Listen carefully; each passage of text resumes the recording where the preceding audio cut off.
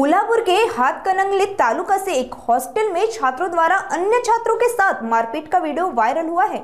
इस पर महाराष्ट्र नवनिर्माण सेना ने कड़ी नाराजगी जताई और मांग की है कि आरोपियों पर रैगिंग के तहत केस दर्ज किया जाए। मनसे ने शहर की सभी मान्यता प्राप्त और अवैध शैक्षणिक संस्थानों में रैगिंग पर नजर रखने के लिए एक समिति बनाने की मांग की।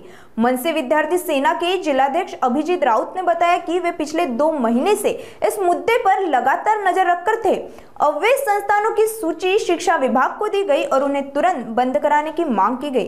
अगर जल्द कार्रवाई नहीं हुई तो मनसे अपनी स्टाइल में जवाब देगी, ऐसी चेतावनी भी राउत ने दी। कोल्हापूर जिल्ह्यातील शिक्षण क्षेत्रात पूर्ण अनागोंदी कारभार आहे।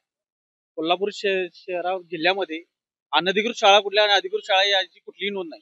निवासी शाळा कोणी उठतं काय उठतं निवासी शाळा चालू करतो, कोणाचाही याला मागमूस नाही। कोण काय करतं कारभार या कुठल्याही कारभारावरती शासनाचा कुठलाही हे नाही, म्हणजे पायपोच नाही। कोणी उठतं काही करतं।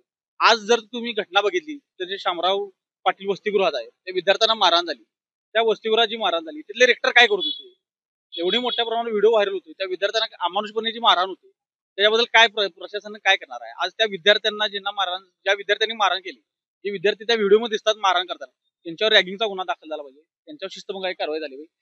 या कोल्हापूर जिल्ह्यातले जेवढे वसतिगृह आहेत यांची एक चौकशी समिती नेमून यांच्यावर एक सर्व वसतिगृहांची चौकशी केली पाहिजे। जे अनधिकृत वसतिगृह आहेत ती बंद केली पाहिजे।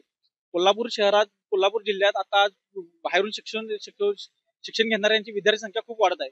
जर आत्ताच असं कारभार होत असेल विद्यापीठ आपल्या या असं बघितलं तर हे शिक्षण क्षेत्र आहे का बिहार आहे।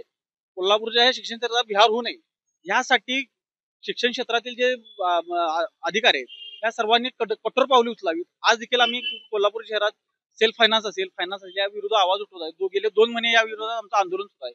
निवासी शाळांची तपासणी करावी यासाठी आम्ही सातत्याने बोलतोय, परंतु याच्यावर कुठल्याही शासकीय स्तरावर कुठलीही कारवाई होत नाही। जर असाच कारभार राहिला तर या येत्या दिवसात महाराष्ट्र नवनिर्माण सेना या अधिकाऱ्यांना धाडा शिकवेल। शाळा राहिल्या बाजूला या अधिकाऱ्यांना धाडा शिकवल्याशिवाय आम्ही शांत बसणार नाही।